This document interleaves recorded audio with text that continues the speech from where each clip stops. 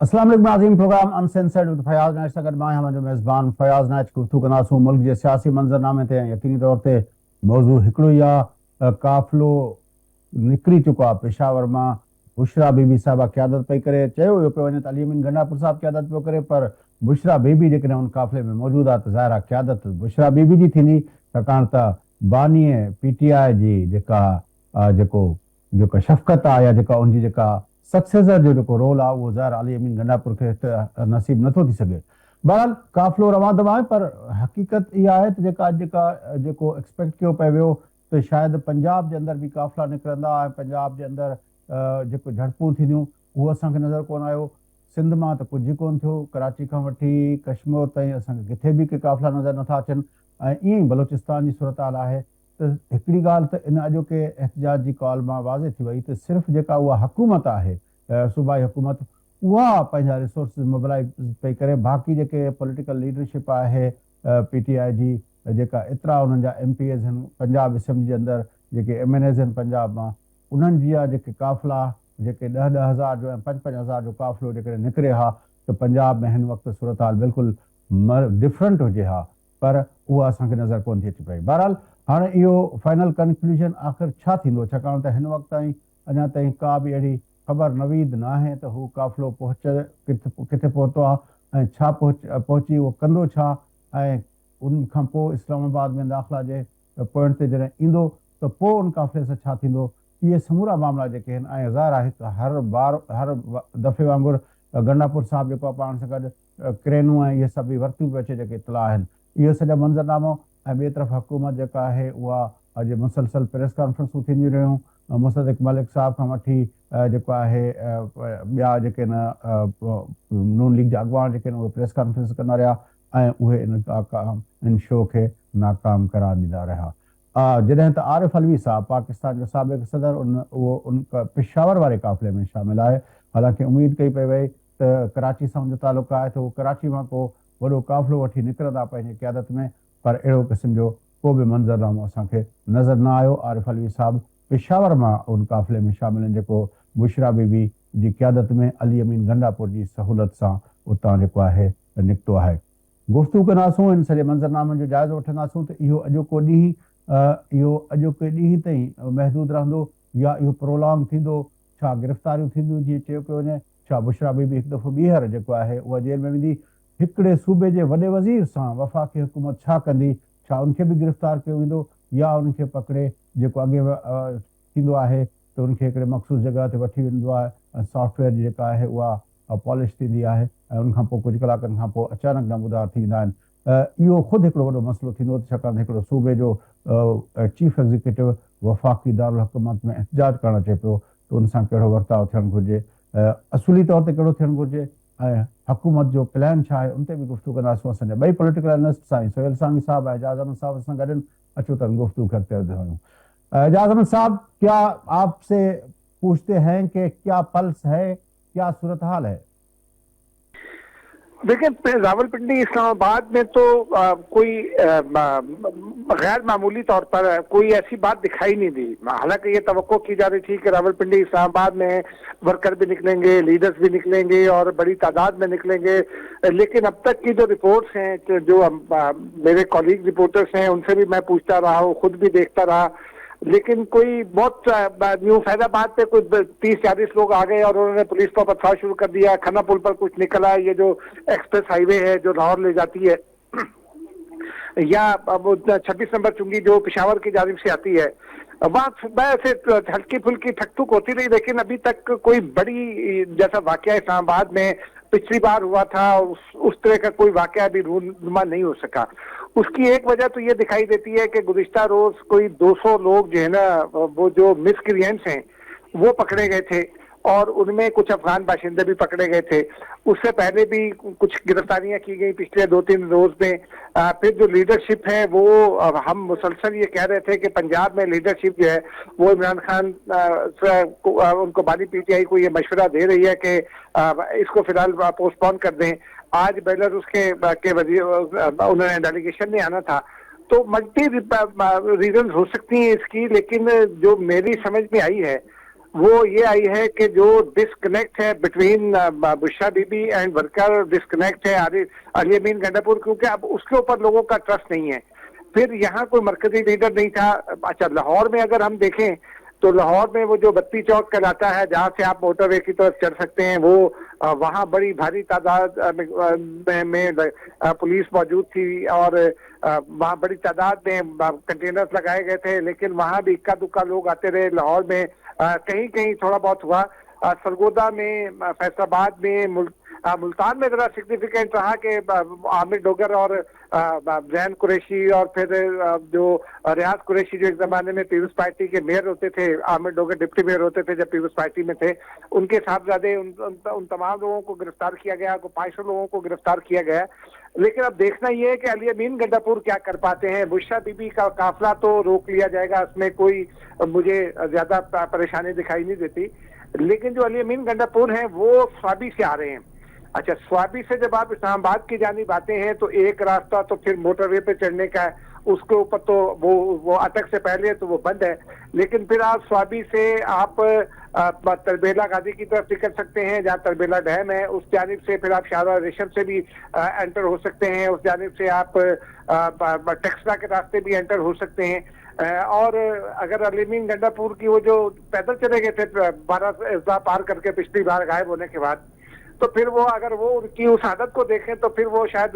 गदून अमदई भी जा सकते हैं और कहीं और भी जा सकते हैं, लेकिन अभी उनकी हिकमत अभी सामने नहीं आई है।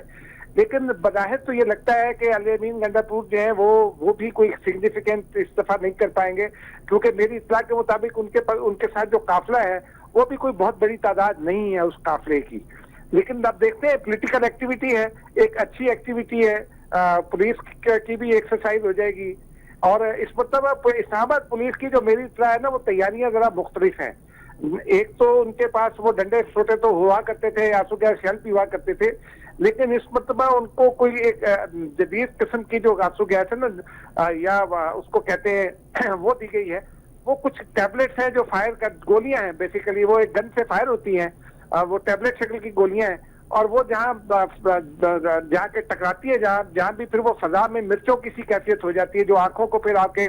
खुलने नहीं देती। तो इतलात के मुताबिक वो उस तरह की वो भी दिए गई हैं पुलिस को। लेकिन अब देखते हैं कि हकीकत में क्या होता है। अभी अच्छा, जो है वो एक सवाल है एजाज अहमद साहब, सांगी साहब की तरफ जाने से पहले एक सवाल, आपको एक्सपेक्टेशन थी कि ज़ाहिर है पिंडी इस्लामाबाद में पीटीआई की प्रेजेंस है और वो कुछ ना कुछ ज़ाहिर है वो यहाँ पे करेंगे, आज नहीं हुआ है, तो उसकी अगर देखा जाए तो उसके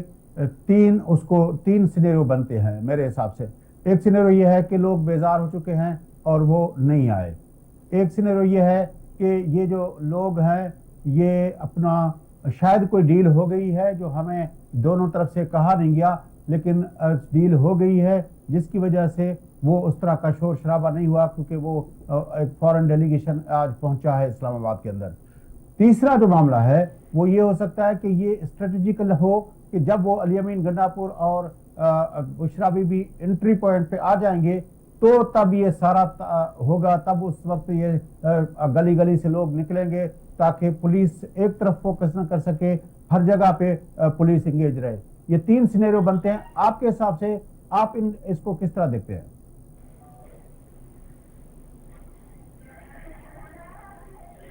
हेलो, जी आवाज आ रही है एजाज अहमद साहब? जी, मैं आ रही है आवाज। मैं आपका जो दूसरा नुक्ता है ना कि कोई ना कोई डील हो गई है, उसको मैं ज्यादा बाय करता हूँ, क्योंकि जो इमरान खान तो कोई डील, इमरान खान के साथ कोई डील नहीं हुई, ये तो बिल्कुल क्रिस्टल क्लियर है। लेकिन जो इशू है वो ये है कि अब अली अमीन गंडापुर भी सिस्टम का हिस्सा है, बैरिस्टर गौहर भी सिस्टम का हिस्सा है, उमर अयूब भी सिस्टम का हिस्सा है, शिबली फराज भी सिस्टम का हिस्सा है। अली अमीन गंडापुर तो फिर कहीं मौजूद है, साबिक सदर आरिफ अलवी भी कहीं ना कहीं मौजूद है, लेकिन जो पिछले 3-4-5 दिन में खटकी है वो उमर अयूब की एब्सेंस है। वो अब अचानक एक बरामद होते हैं हवा के बगुले की तरह, कुछ कहते हैं और गायब हो जाते हैं। शिबली फराज भी कहीं दिखाई नहीं दिए, बैरिस्टर गौर तो फिर कुछ मीडिएट करते दिखाई दिए, लेकिन लगता ही है कि ये तमाम लीडरशिप जो है वो कॉम्प्रोमाइज है हुकूमत के साथ, कहीं ना कहीं किसी डील जो है ना उसमें इन्वॉल्व है। अदरवाइज मैं नहीं समझता कि पीटीआई का वर्कर को इतना गया गुजरा है कि वो तंग भी आ जाए और वो कोई परेशानी भी ना पैदा करे। चलें लेकिन सांगी इसका साहब की तरफ पॉसिबल चलते हैं। सिनेरियो सांगी एक और साहब मुझे ये तव्हांखे दिखाई देता है त बानीअ पीटीआई खे माइनस करे डील का थिए उहा एॾी इफेक्टिव थिए जीअं एजाज़ अहमद साहब ॿुधाए पियो त इस्लामाबाद में अॼु को अहिड़ो ख़ासि शो न थियो। हालांकि हुननि जो इहो ख़्यालु आहे त जेकॾहिं पीटीआई उते करणु चाहे त घणो कुझु करे सघे थी। आउं सम्झां थो त इहो डील का बि डील मतिलबु त इन खां सवाइ त बानीअ पीटीआई खां माइनस करे उहो त थी नथी सघे। ॿी ॻाल्हि जेका आहे उहा आहे त जेको मतिलबु बानीअ पीटीआई जे तरफ़ां मैसेज आयो फाइनल कॉल आहे ऐं केरु ॿाहिरि न वेहे सभई निकिरी अचो सभु कुझु थिए ऐं उन मौक़े ते जेकॾहिं न निकिता आहिनि त पोइ ॿ शयूं थी सघनि थियूं। हिकिड़ी शइ त इहा थी सघे थी त हुकूमत जेतिरा बि उपाउ वरिता उहे एॾा इफेक्टिव हुआ जेको उन्हनि खे निकिरणु न पिया ॾियनि। ॿियो जेको इहो आहे त ख़ुदि जेके मतिलबु उते जी जेका बि लीडरशिप आहे उहा सॼी लीडरशिप उहो कंहिं छाकाणि न पई करणु चाहे उहा उन्हनि मैनेज कई। त मुंहिंजे ख़्याल में उन में डील जे बदिरां इहो मैनेज शयूं जेके आहिनि उहे थियणु या न थियणु बोथ वे उन जो हिकिड़ो उहो थी सघे थो। ऐं बाक़ी आउं सम्झां थो त बिल्कुलु इन खे रूल आउट नथो करे सघिजे। जेका तव्हां ॻाल्हि कई त हे जेकॾहिं जॾहिं बुशरा बीबी ऐं अली अमीन गंडापुर साहब शहर में दाख़िल थियनि किथां न किथां ऐं पोइ जेको आहे सो उतां ई अची ॿिया जेके हिननि जा वर्कर उहे गॾु थियनि। हिकिड़ी ॿी ॻाल्हि खे बि नथो रूल आउट करे सघिजे छाकाणि जो जेका कॉल आहे उन में इहो आहे त भई जेसि ताईं इमरान ख़ान खे आज़ादु नथो कयो वञे तेसि ताईं असीं पिड़ कोन छॾींदासीं। त पोइ मुमकिन आहे त इन खां पोइ माना पहिरियों जेको इहो पाण वटि थींदो न पहिरीं धमाल थी वञे त ॿी धमाल जे लाइ इन्हनि कुझु शयूं स्पेयर करे रखियूं हुजनि। इहो बि त हिकिड़ो स्ट्रेटेजिकली शयूं थींदियूं आहिनि पॉलिटिक्स में थींदियूं आहिनि ऐं जेका वार स्ट्रेटेजी आहे उन में बि थींदियूं आहिनि। त इन जे करे इहो इन खे मतिलबु रूल आउट नथो करे सघिजे। हीअ त जेको बि चाहींदा त असीं तव्हांजी इन ॻाल्हि खे मां जेकॾहिं हिकिड़े ॿिए पैरा में तव्हांखां इहो सुवालु पुछां त छा इहो लंबो जेकॾहिं कंदा त छा इहो जेको हिकमत अमली जे पॉइंट ऑफ व्यू खां इन ॻाल्हि खे एनालाइज़ कजे त छा अॼु जे बजाए ही असुल शो सुभाणे करणु चाहिनि था छाकाणि त ॿाहिरियों वफ़द जो प्रेसिडेंट साहब वफ़द अची चुको आहे प्रेसिडेंट बेलारस जो आहे सुभाणे ईंदा त ही चाहिनि था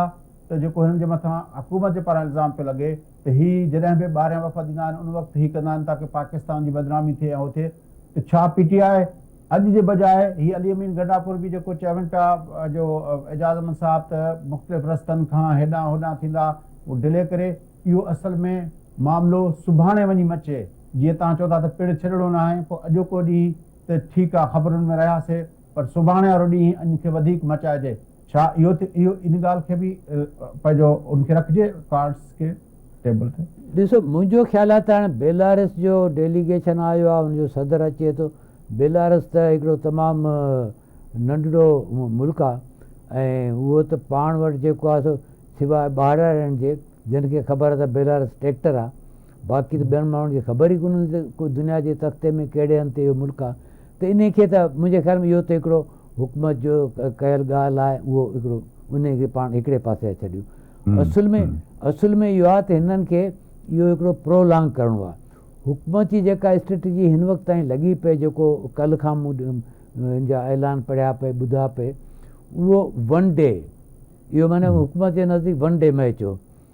ऐं हू जेको आहे सो जेको मूंखे थो लॻे त पीटीआई जेका आहे उहा वन डे मैच न पे करणु चाहे उहा टेस्ट मैच पे करे बिल्कुलु। ऐं छाकाणि जो शहर में जेतिरो डिस्टर्बेंस थिए छो त हू त ॿियो कुझु कोन थी चाहे न भई पीटीआई जो हिकिड़ी ॻाल्हि आहे त हू हुकूमत खे केतिरो डिस्टर्ब करे सघे थी माण्हुनि खे केतिरो डिस्टर्ब करे सघे थी हुकूमत जे लाइ केतिरा मसइला पैदा करे सघे थी उहो आहे। ऐं हुकूमत कारोबार इहे सभु रूटीन शयूं स्कूल इहे सभु इहे जेके आहिनि से इहे डिस्टर्बेंस सां ज़ाहिर न हली सघंदा आहिनि। ऐं इहो बिल्कुलु तव्हां जेकॾहिं ॾिसंदो न त इहो जेको बुशरा बीबी सऊदिया जे बारे में जेको हुन वीडियो जो आयो मैसेज उहो बि त ख़ारजा पॉलिसी ते डिस्टर्ब हुयो न। त हिन वक़्तु जॾहिं बि इहो सॼो मामिलो ठही वियो त हिननि जी सॼो जेको प्लान आहे उहो या त हुकूमत खे तंग करणु हुनखे डिस्टर्ब करणु। हू हुकूमत पंहिंजी पर में ॾाढो आराम सां वेठी भई ठीकु आहे आर्मी चीफ वारो मसइलो बि थी वियो, चीफ जस्टिस जो अदलिया वारो इहो बि सॼो थी वियो। हाणे ठीकु आहे हितां MOU साइन थी विया, इहो सभु कुझु हाणे अचनि था ॾाढे मज़े सां वेठी। त ओचितो जेको ठका थी वियो फॉरेन पॉलिसी वारो इहो, बल्कि उन में त अञा बि हिकिड़ी ॿी शइ आहे। अॼु किथे वेठा हुआसीं दोस्तनि सां, उन्हनि चयो पिए त मुमकिन आहे त इहो ख़ुदि PTI वारनि या बानी PTI वारे तरफ़ां सऊदिया खे चयो वियो हुजे त भई तव्हां अॻे बि जेको आहे विच में इहो पवंदा रहिया आहियो, PNA वारी जेका मूवमेंट हुई उन वक़्तु बि त सऊदी सफ़ीर विच में टियाकड़ी कई, वरी जेको नवाज़ शरीफ़ वारो थियो उन में त तव्हां हिते कयो। ऐं त मूंखे लॻे थो पोइ उन्हनि जॾहिं रिफ्यूज़ कयो त पोइ उन्हनि चयो ठीकु आहे भला हाणे असीं इहो था करे विझूं। बसि हिकिड़ो जेको ओपिनियन, ख़ैर उहो त हाणे वरी ॿिए बादशाह जी ॻाल्हि थी वेंदी। त कमिंग बैक टू इट, त मूंखे लॻे थो त हीअ PTI वटि जॾहिं हुनजो ऐलान इहो तेसि ताईं ख़तमु न थींदो जेसि ताईं आज़ादु न थींदो, माना इहो वन डे मैच न आहे। त छा तव्हां सम्झो था त ईंदड़ ॾींहंनि में कराची में बि उहा जेका मैच जेके अक्स आहिनि या उनजा जेके इम्पैक्ट्स आहिनि असांखे नज़र ईंदा? सम्झां थो त वक़्फ़ो वठूं था, सांगी साहब वक़्फ़ो वठूं था, इन ते वधीक गुफ़्तगू कंदासीं नाज़रीन। वक़्फ़े खां पोइ अची प्रोग्राम जे सिलसिले खे अॻिते वधाईंदासीं, सां गॾु रहिजो।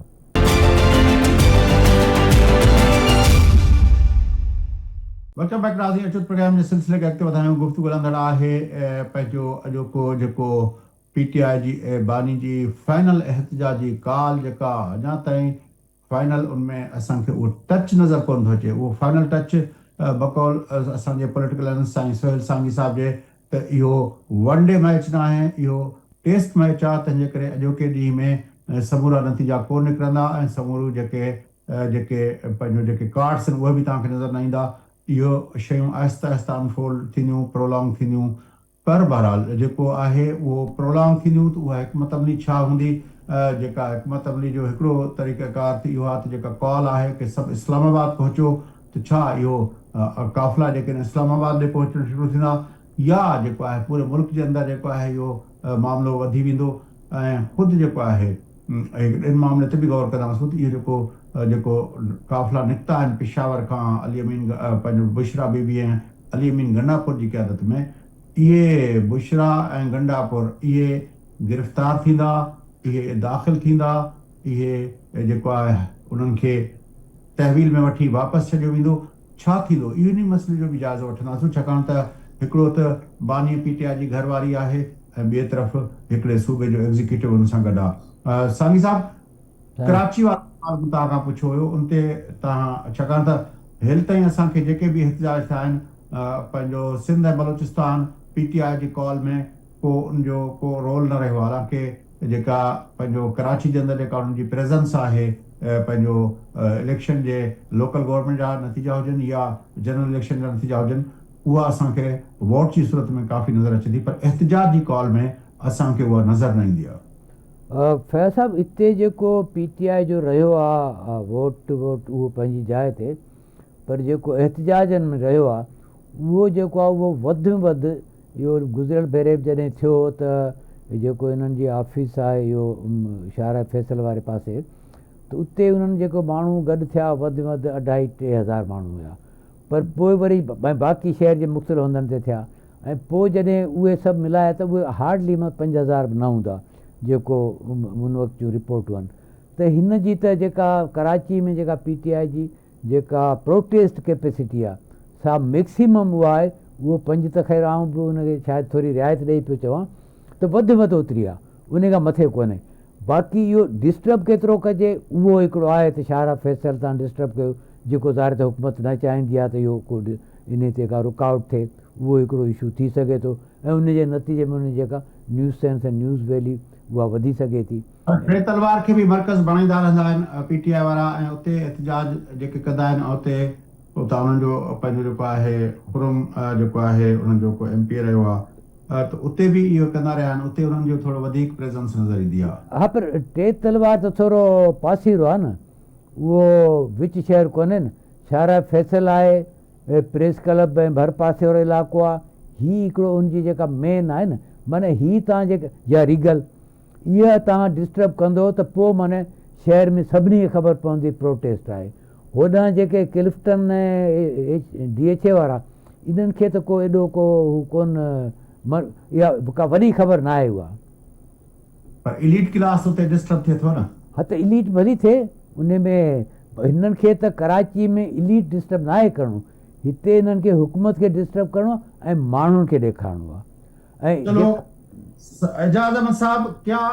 हिकमत अमली है, आपकी इत्तला क्या है, आपकी तज्जिया क्या कहता है कि ये जो काफिला निकला है पेशावर से, बुशरा बीबी के बारे में आपने कहा था कि उसको गिरफ्तारी का खतरा है, इसकी वजह से वो नहीं आएंगी, लेकिन अब वो आ रही हैं, तो मोहसिन नकवी साहब ने भी वाज़ेह अल्फाज में हिदायतें दी हैं कि इस मरतबा जो एहतजाज के लिए आएगा उसको वापस नहीं जाने देना है। तो क्या आप देख रहे हैं, और एक सूबे का चीफ एग्जीक्यूटिव, क्या इस मरतबा ये खबर भी आएगी कि सूबे का वजीर आला जो है वो अपना थाने में बंद कर दिया जाएगा? जी दाई साहब, एक तो मैं सुहेल साहब मेरे उस्ताद हैं सहाफत में भी और अदरवाइज भी, तो मैं थोड़ा सा सुहेल साहब से इख्तलाफ करूंगा, इख्तलाफ की जसारत करूंगा। करो। देखिए ना, ये पॉलिटिकल एक्टिविटी में जो है वो जो कहते हैं ना अंग्रेजी में, first impression is the last impression, वो बड़ा मैटर करता है, नंबर वन। दूसरा ये कि अगर आप ये प्रॉक्सी वॉर तो लड़ नहीं रहे, आप एक सियासी मुजाहरा कर रहे हैं, आप पहले दिन अपनी भरपूर ताकत लगाते हैं, आप लोगों को बताते हैं कि हम मौजूद हैं और हमने अपनी ताकत संभाल के रखी और हम बार बार ये हमले करेंगे। लेकिन यहाँ पाकिस्तान भर में सिंध का तो आप मुझसे ज्यादा बेहतर जानते हैं, मेरा ख्याल है वो सिंध पंजाब बॉर्डर तक कहीं कोई रुकावट नहीं थी, लेकिन उसके बावजूद भी लोग नहीं निकले। बलूचिस्तान में भी कोई ऐसी सूरत दिखाई नहीं दी। इवन के जो खैबर पख्तूनख्वा में जो काफिले हैं ना, उनमें अभी कोई इतनी, मेरी इत्तला के मुताबिक कोई इतनी ज्यादा तादाद नहीं है लोगों की कि वो मरकज में लोगों के लिए, इस्लामाबाद में लोगों के लिए परेशानी का बायस बन सके। हाँ, ये अलबत्ता जरूर है कि मुख्तलिफ हिकमत अमलियाँ हो सकती हैं। एक बात तो, एक हिकमत अमली तो मुख्तलिफ इसलिए दिखाई देती है कि इस बार इन्होंने अपने काफिले को तकसीम किया और दो तरफ से हमलावर होने के लिए का वो प्लान किया, जैसे एक जमाने में बादशाहों की जंगों में होती थी मेमना और मैसरा, ठीक है ना। और एक रास्ते से बुशरा बीबी आ रही है आरिफ अलवी को लेकर, दूसरे रास्ते से अली बिन गंडापुर आ रहे हैं असद कैसर को लेकर, यूं समझे। लेकिन अब वो इस्लामाबाद पहुंच पाएंगे कि नहीं, क्योंकि इस बार उन्हें एक और प्रॉब्लम का सामना है। एक तो चीफ सेक्रेटरी खैबर पख्तूनख्वा ने खत लिखकर ये मना कर दिया था, तो इसका मतलब ये कि कोई टीचर, कोई बेलदार, कोई जो है पटवारी वो नहीं आ सकेगा, बल्दिया का अमला नहीं आ सकेगा, सफाई का अमला नहीं आ सकेगा। और वो जो बल्दिया के वसाइल इस्तेमाल हो रहे थे, वो जो मूविंग मशीनरी इस्तेमाल हो रही थी, वो नहीं हो रही। आप जो कह रहे हैं कि दो काफिले आ रहे हैं, बुशरा बीबी का काफिला अलहदा है और अपना गंडापुर साहब का काफिला अलहदा है। जी, ये दोनों अलग अलग काफिले हैं, क्योंकि दिन में जो इतला आई थी, पहले तो ये इतला आई थी कि गंडापुर और बुशरा बीबी एक ही काफिले में आना था, लेकिन वो क़यादत का मसला था और दोनों के दरमियान ये इख्तलाफ था। इब्तिदा में दोपहर 2-2:30 बजे तक ये इतला आई कि गंडापुर और बुशरा बीबी के दरमियान इस मामले पर इख्तलाफ है, और फिर आरिफ अलवी साहब जो हैं उन्होंने इस इख्तलाफ को सुलझाया और अब दो काफिले हो गए हैं। आरिफ अलवी और बुशरा बीबी जीटी रोड के या मोटरवे के रास्ते आना है, और ये दोपहर की मैं आपको बात बता रहा हूँ। और गंडापुर जो है वो स्वाबी पहुंचेंगे, और फिर उसके बाद खबर ये आई कि स्वाबी पहुंच गए हैं। अब वो दो अतराफ से आएंगे, इसका मतलब है। अच्छा, लेकिन यहाँ मुझे जो ये लगता है, वो आप डील की बात कर रहे थे ना, मैं उसको ऑब्वियसली वो डील तो जो भी होनी है पार्टी के साथ, वो इमरान खान के साथ होनी है, लेकिन उस डील के नीचे कहीं ना कहीं छोटी छोटी सौदेबाजियां मेरा ख्याल है हो गई और कॉम्प्रोमाइज हो गई है पीटीआई की लीडरशिप कहीं ना कहीं। मैं जाती तौर पे इस बात से एग्री करता हूँ सुहेल साहब की कि जो रावलपिंडी इस्लामाबाद में वर्कर है ना पीटीआई का, वो बड़ा चार्ज वर्कर है, वो किसी प्रोपेगेंडे में नहीं आता है। मिसाल के तौर पर हुकूमत ने 2-3 दिन बहुत प्रोपेगेंडा करने की कोशिश की है कि जनाब वो पारा चनार में आग लगी हुई है, अली अमीन गंडापुर वहां नहीं जा रहे हैं, पीटीआई वहां नाकाम है।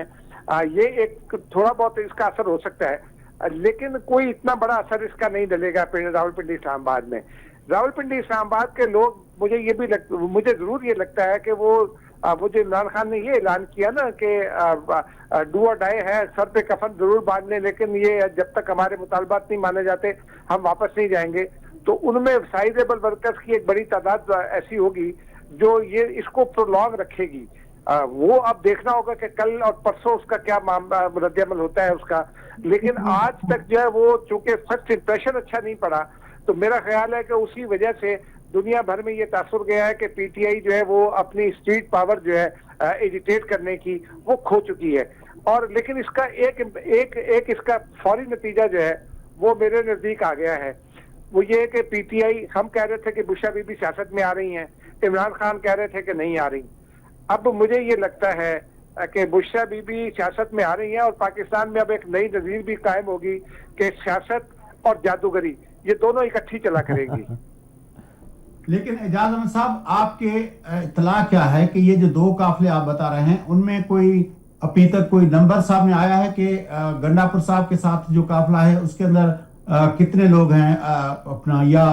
बुशरा और अपना अलवी साहब के साथ जो लोग हैं वो उनकी कोई तादाद का कोई अभी फिगर कोई आई है? क्योंकि सहाफती हल्कों में तो जहां जहां से गुजर रहे होंगे कोई अंदाजे कोई एस्टिमेट्स तो आ रहे होंगे, और फिर इस सारे के बारे में हमारे इदारे भी तो एस्टिमेट्स दे रहे होते हैं कि किस काफिले में कितने हैं। कोई है इतला? जी, जो आखिरी इतलात आई थी वो ये आई थी कि मजबूरी तौर पर कोई 5 से 7 हजार वर्कर है और उनमें से भी बहुत सारा ऐसा है जो थोड़ा आगे चलता है फिर वापस चला जाता है। अब प्रॉब्लम बीच में कम्युनिकेशन का भी है। जाहिर सी बात है कि जहां जहां हुकूमत ने ये फैसला किया कि जहां जलसा होगा, जुलूस होगा, उसके इर्द गिर्द सस्पेंड रखी जाएगी ये जो इंटरनेट सर्विस है और मोबाइल सर्विस।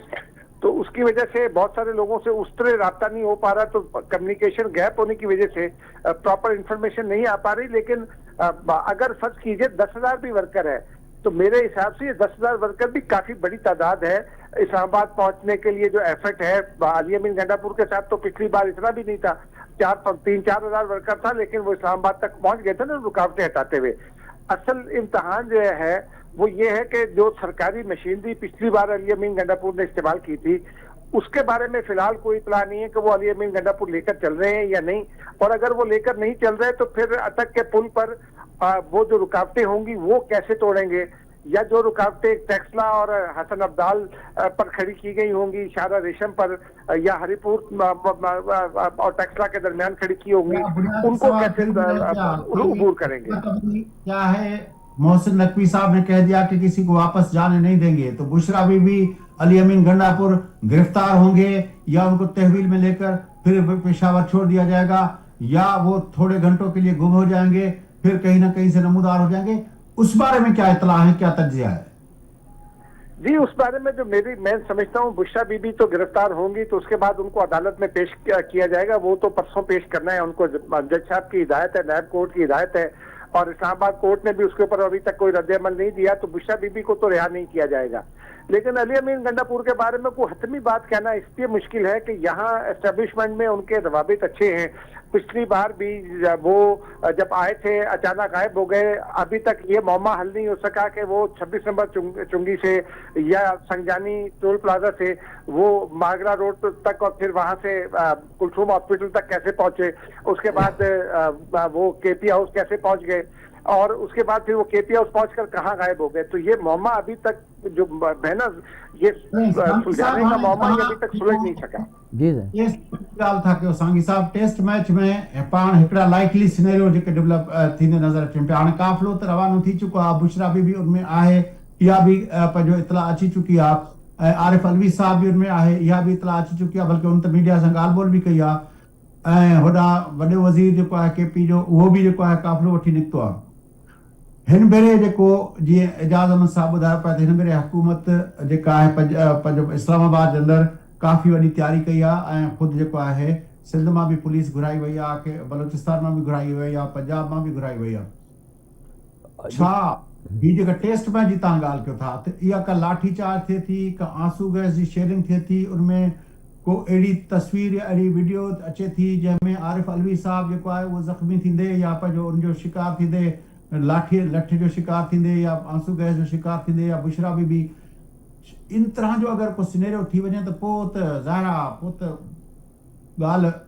ॻरी थी थोरो वेंदी आहे। थोरो मतिलबु आहे त जेको चार्ज हुनजो वर्कर आहे उहो वधीक एजिटेशन लाइ वधीक उन माहौल ठही वेंदो। अब बिल्कुलु तव्हां सही था चओ। मुंहिंजो ख़्यालु आहे त अली अमीन गंडापुर साहब जेकॾहिं इस्लामाबाद पहुचे थो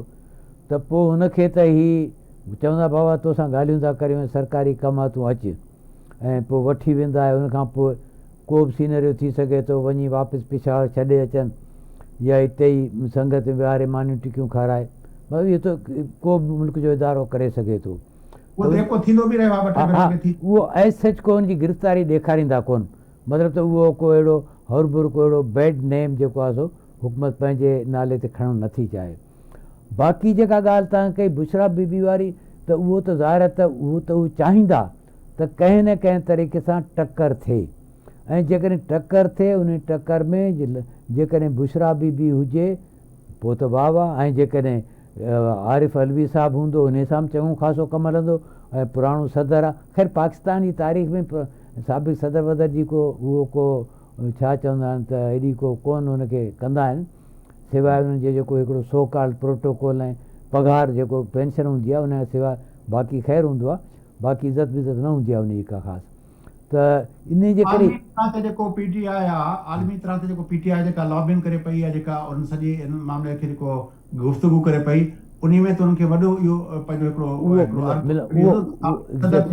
तशद्दुद थियो आहे एग्ज़ैक्टली उहो मिलंदो उहो उन्हनि खे इंटरनेशनली ऐं नेशनली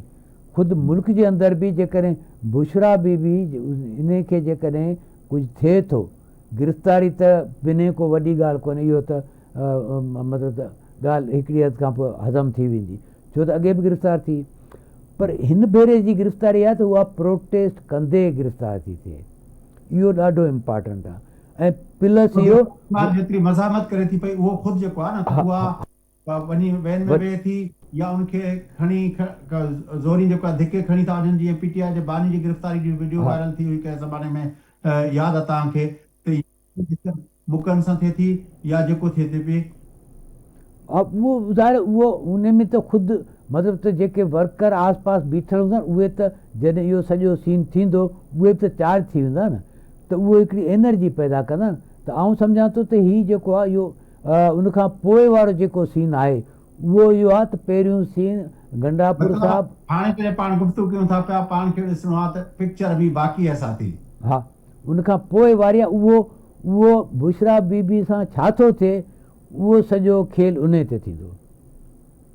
अच्छा सांगी साहब तव्हांजी वॾी महिरबानी पंहिंजो एजाज़ अहमद साहब आपकी बड़ी महिरबानी नाज़रीन जेका ॻाल्हि आहे उहा हेल ताईं जेको कुझु थियो आहे उहो एॾो घणो कुझु त न थियो आहे पर इहे ॿई काफ़िला जॾहिं इस्लामाबाद पहुचंदा उनखां पोइ जेको मंज़रनामो डेवलप थींदो ऐं उनखां पोइ जेका सूरताल थींदी असुलु ॻाल्हि इहा आहे हाणे सभिनी खे इंतज़ारु आहे त ॾिसजे त उहो छा थो थिए ऐं पोइ इहो मामिलो किथे थो वञे बहरहाल हिन भेरे हुकूमत बि जेका आहे उहा बिल्कुलु क्लियर आहे ऐं जीअं पाण अॻे गुफ़्तगू कंदा रहिया आहियूं त हिन भेरे जेका उमेदूं हुयूं त भई आर्मी चीफ असांजो लॻंदो पीटीआई जूं उहे पुराणे ज़माने में कोन थियूं पोइ हुननि खे उमेदु हुई त असांजो चीफ जस्टिस लॻंदो उहे उमेदूं बि पोइ कोन थियूं हाणे हुननि जी लामाला उमेदु जेका आहे अमरीकी सदर डोनाल्ड ट्रंप खां आहे मक़ामी सतह ते जेके हुननि जा जेके सपोर्ट जा जेके उहे बुनियाद हुया उहे हाणे हुननि खे कोन्हनि पर हुकूमत ऐं रियासत जे इदारनि जे पारां बि को फ़ैसिला कोन जेको आहे उहो कोन्हे कल्ह शशको हिकिड़ो ॾेखारियो वियो जंहिंमें 9 मई जे कुझु माण्हुनि खे सज़ाऊं ॾिनियूं वयूं हुयूं ऐं इहो हिकिड़ो मैसेज हुयो त भई जेकॾहिं हाणे इहो मामिलो तव्हां घणो कयो त पोइ उहो सिलसिलो जेको आहे उनखे एक्सपीडाइट कयो वेंदो बराबरि जेको प्रोग्राम जो वक़्तु पूरो थियो पंहिंजे मेज़बान फयाज़ नाच असांजी ॿिन्ही पॉलिटिकल लैंडस्केप में इजाज़त सदाईं